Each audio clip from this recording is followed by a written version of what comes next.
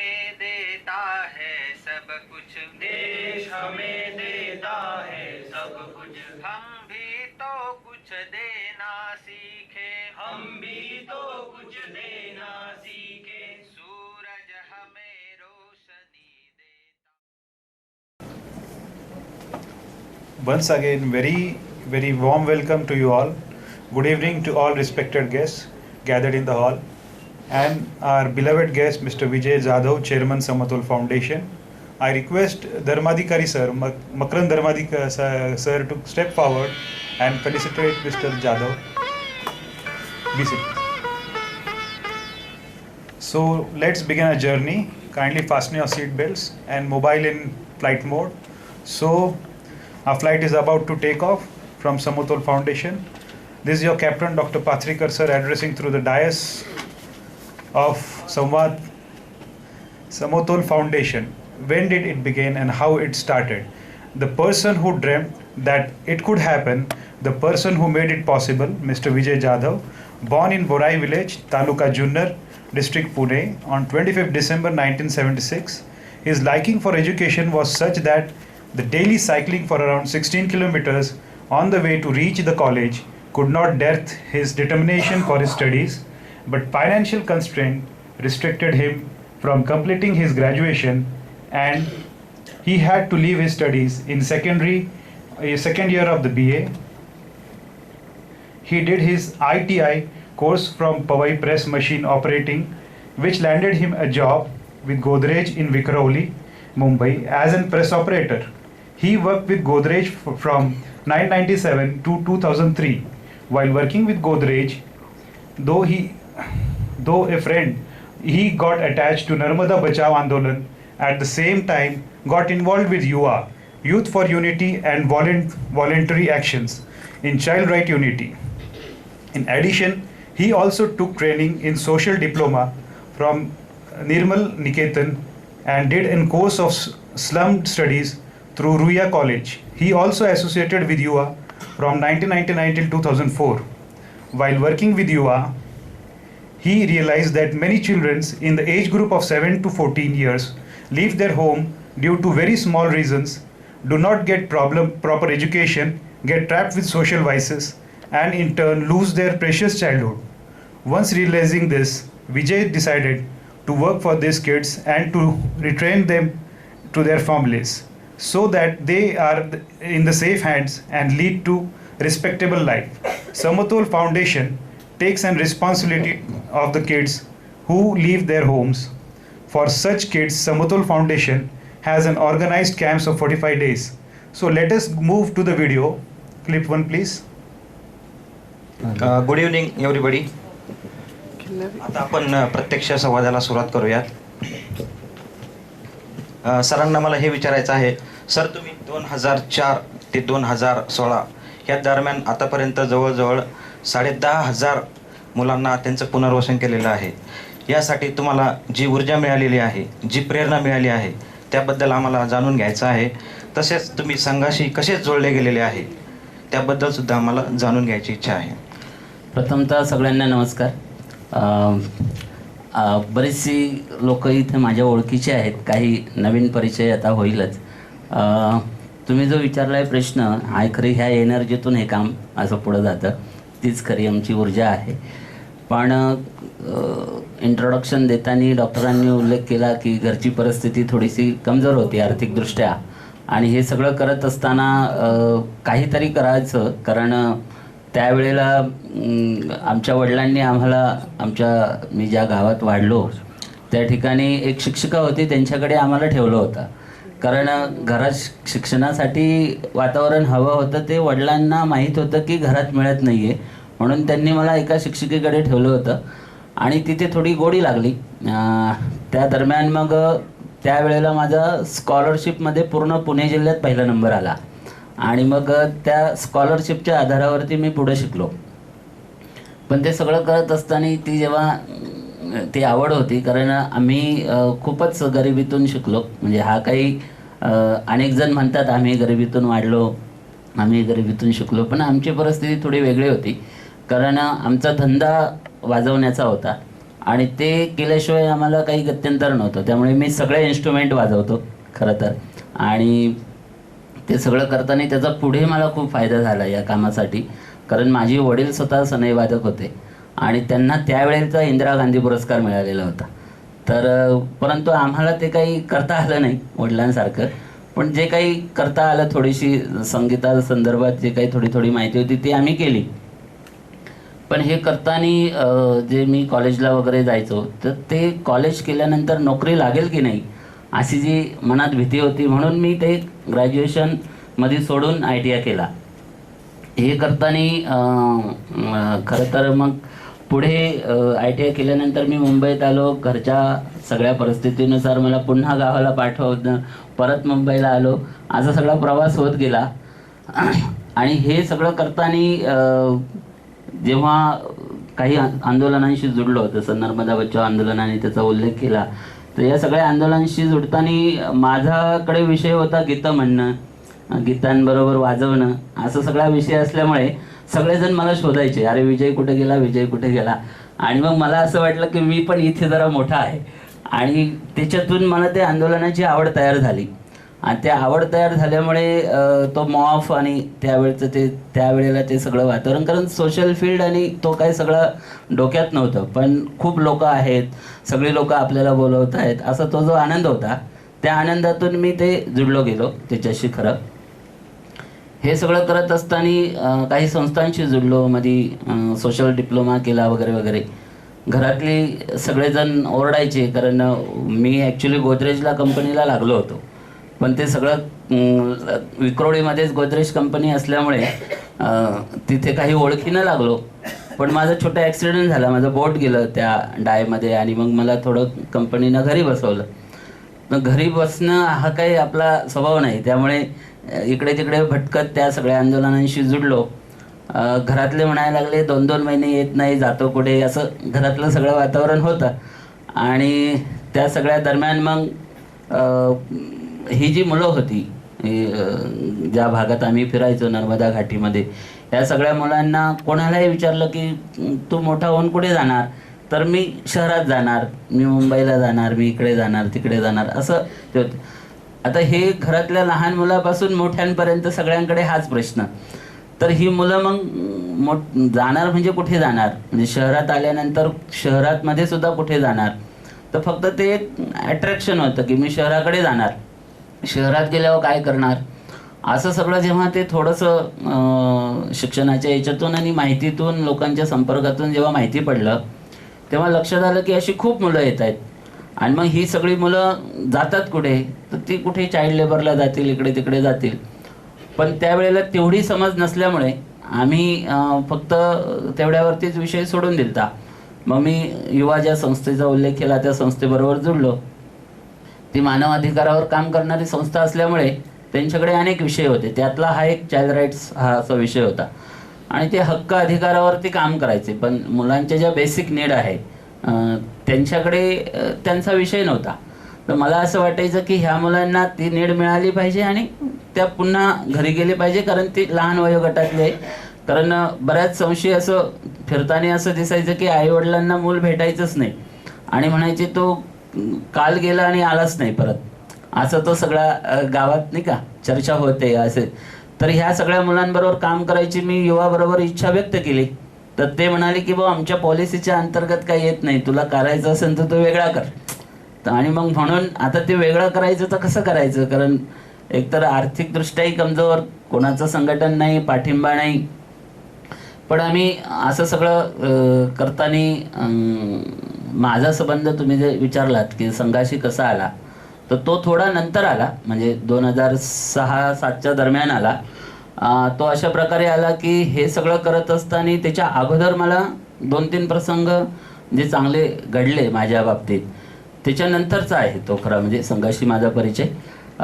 पण तो अशा प्रकारे आला की अशा प्रकारचं काम करावं, अशा ज्या संस्था आहेत त्यांचं एकत्रीकरण रामभाऊ माळगीमध्ये इंडिया फर्स्ट फोरम नावाचा एक फोरम तयार केला होता, आणि त्याच्यामध्ये माझा विषय मांडावा असं मला एकाने सहज सांगितलं.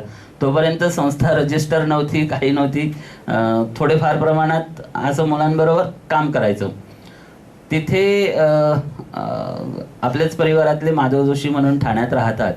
त्यांच्या माध्यमातून मग त्यावेळचे कोकण प्रांत जो मुंबई ते कोकण असा जो प्रांत आहे, कोकण प्रांत म्हणतात त्याला संघ परिवारच्या भाषेत, तर त्या सगळ्यामध्ये ते जे प्रचारक होते जयंतराव सहस्रबुद्धे, त्यांच्या माध्यमातून माझा संघ परिवाराशी परिचय झाला.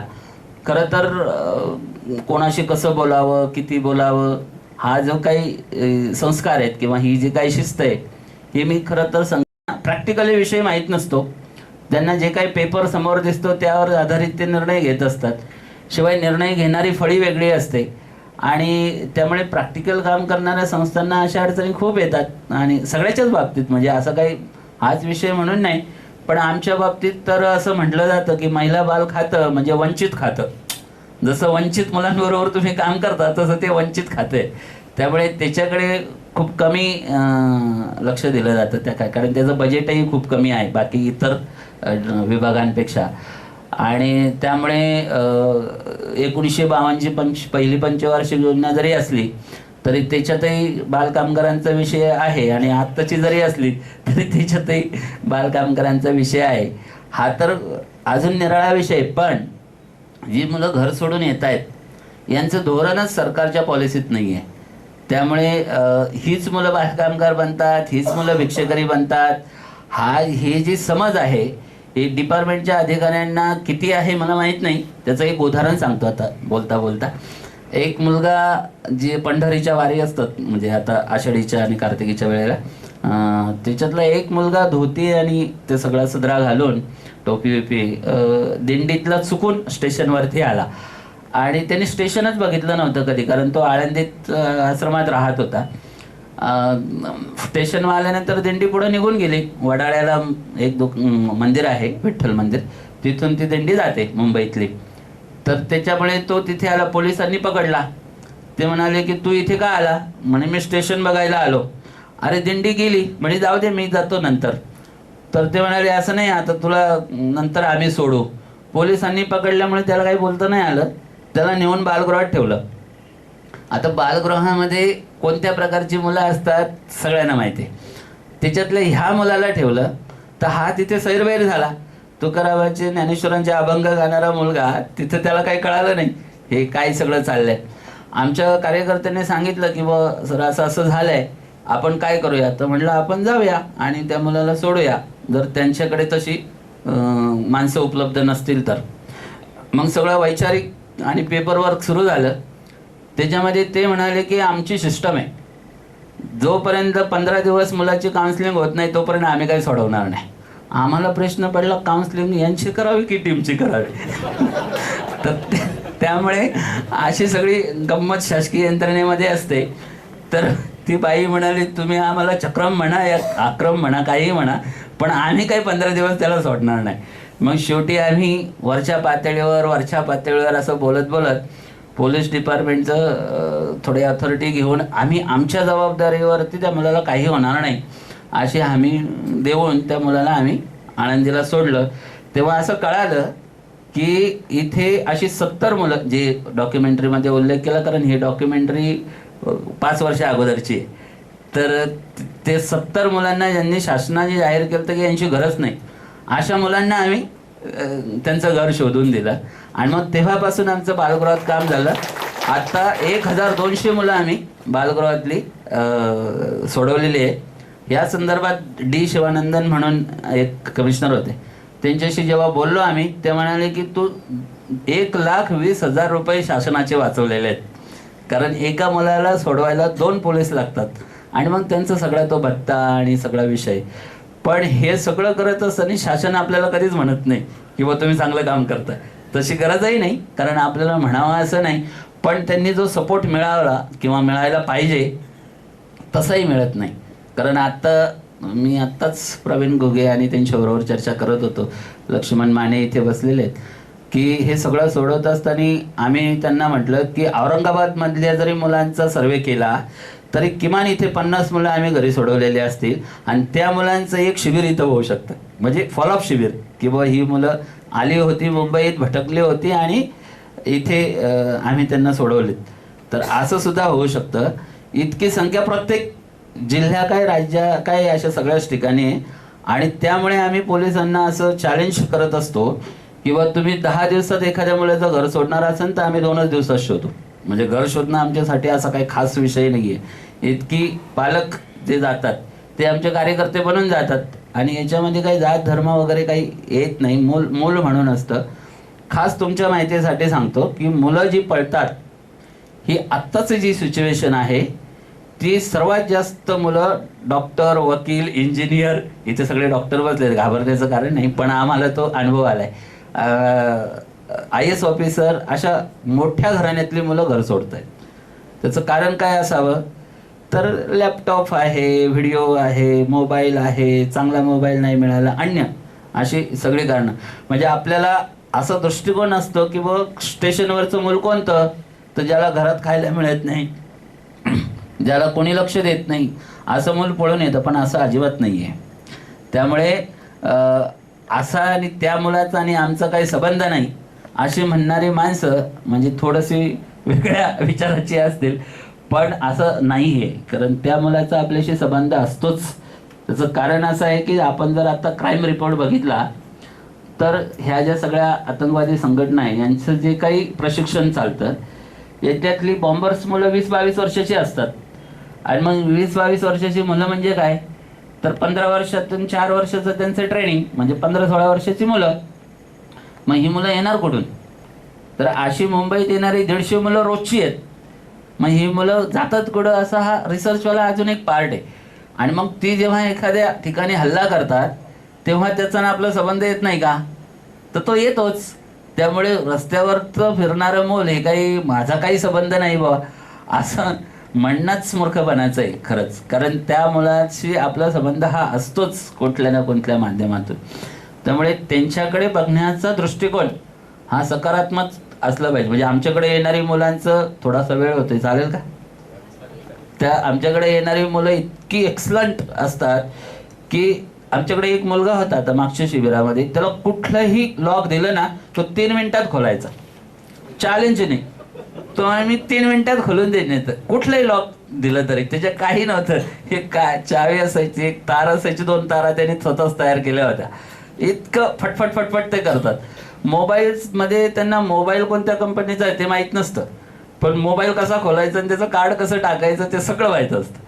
म्हणजे आपण शोधत राहू की अरे याचं सिम कार्ड कुठं टाकायचं, पण त्यांना सगळं माहीत असतं.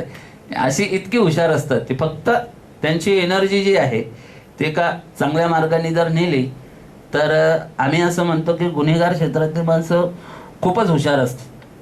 पण ही गुन्हेगारीतली त्यांचं तंत्र जे असतं ते एका वेगळ्या मार्गाने चालतं म्हणून ते तिथे पोहोचतात. पण त्यांना जर आपण डायव्हर्ट केलं तर ते समाजातलं एखादं खूप चांगलं काम करू शकतात. तर अशा प्रकारची ही कॅटेगरीतली मुलं आहेत. म्हणून त्यांच्याकडे तो दृष्टिकोन बदला म्हणून आपण आपला मुख्य गोल आहे की समाज बालप्रेमी बनवणं. त्याच्यातले हे उपक्रम आहेत की मुलाला घेणं, हे करणं, ते करणं, आणि हे सगळं आपण सरकारी धोरणामध्ये आणण्यासाठी प्रयत्न करतोय. प्रयत्न सुरू आहेत. आता त्याला किती यश येतंय बघूया, पण प्रयत्न सुरू आहेत. कार्यामध्ये तुम्हाला पुढे अजून काय तुमच्या योजना आहेत आणि समाज जागृतीसाठी ह्या विषयात अजून काय काम करणार आहात? म्हणजे तोच पॉलिसीचा धोरणातलाच विषय आला की मुळात आम्ही सरकारला असं म्हणतोय की रेल्वे जी आहे येणारी संख्या त्या रेल्वे स्टेशनवरच बाल संरक्षण कक्ष असावं. आणि त्या बाल संरक्षण कक्ष म्हणजे मला रेल्वेत मुलगा मिळतो पण मी कुठून येणार, म्हणजे मला वाटते त्याला मदत करावी असं प्रॅक्टिकल होतं ना की स्टेशनवरती मुलगा दिसतो, मला वाटते याला मदत करावी, पण नेणार कुठे? आणि नेलंच तर पोलीसवाले मला अडकून ठेवतील, म्हणजे माझं काम रखडलं. तर अशा प्रकारची मदत लोकांना करूशी वाटते, पण ती सगळी यंत्रणा नीट नसल्यामुळे आपण त्याकडे दुर्लक्ष करतो असं वास्तव आहे.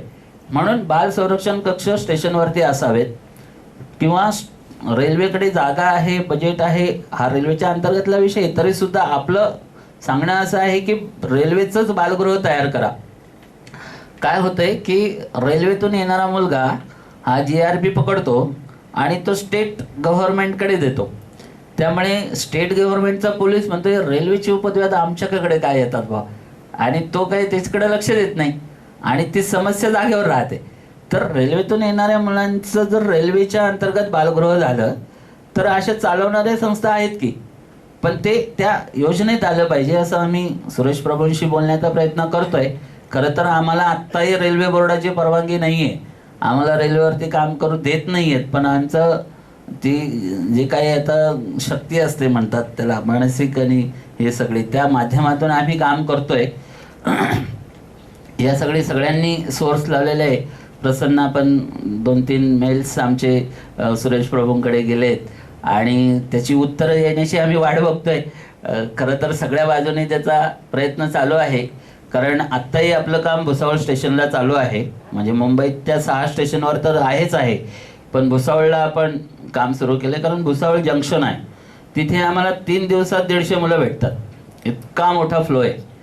आणि प्रत्येक जिल्ह्याच्या ठिकाणी बालगृह असतं, त्यामुळे भुसावळ ते जळगाव 45 किलोमीटर अंतर आहे. आता इथला पोलिसवाला तिथे कधी मूल नेणार?